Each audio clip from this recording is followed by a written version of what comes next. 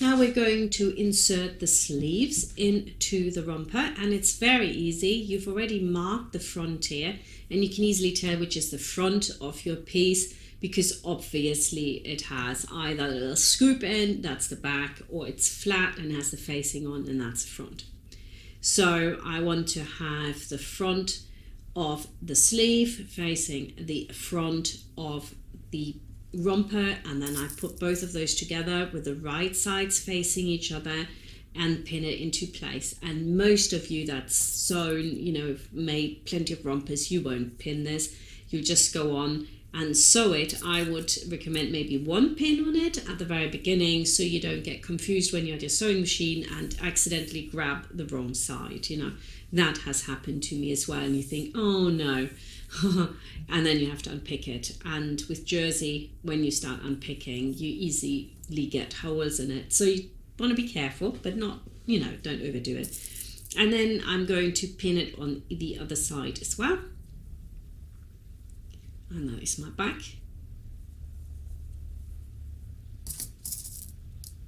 And again, we're going to stitch this with a standard stitch. You don't need like zigzag or jersey stitch or something, because that will automatically stretch as you work with it. And to be honest, you don't want that area to be super elastic anyway.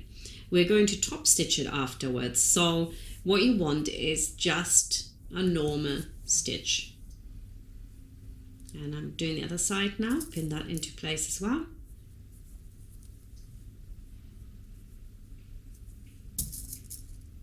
There we go.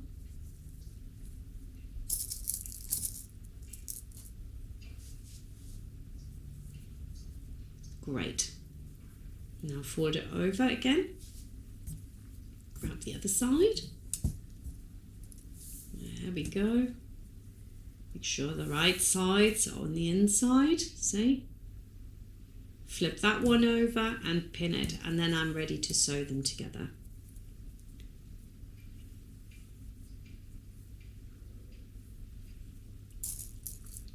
I'm really looking forward to seeing pictures from you guys of what you've made with this. Such a nice little romper.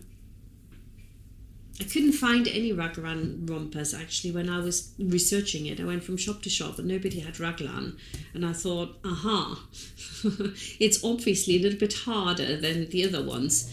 But it is a very nice thing. Once the pattern is done, putting in a raglan sleeve is so much easier. And now you can see that it stretches a little bit as I go anyway, so you don't need to do any pulling there or anything, just go.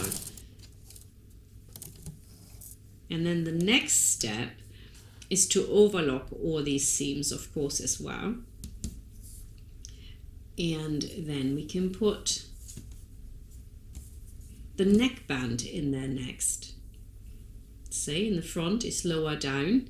It's really super. It's so simple. I think it's so much easier to put the raglan sleeves in.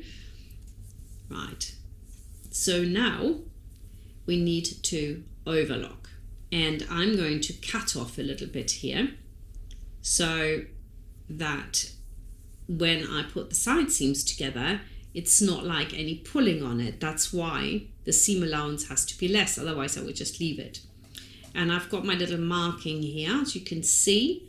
You have to, of course, to check out what it's like on your overlocker, and then I'll just line that up and go along, and that will give me a much slimmer seam, and that will work beautifully.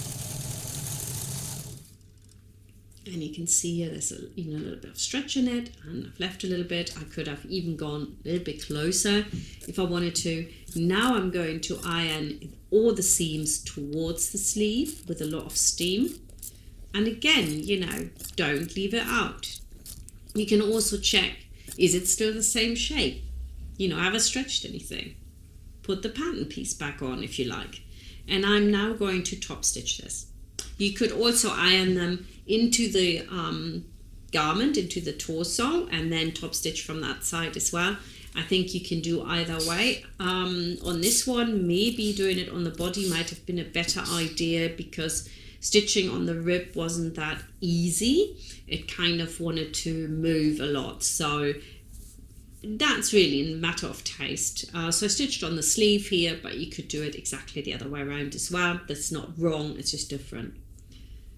And when you do that, make sure that your stitch length is at least 3.5, if not 4. And then make sure that you don't pull it, you just pull it apart while you do it.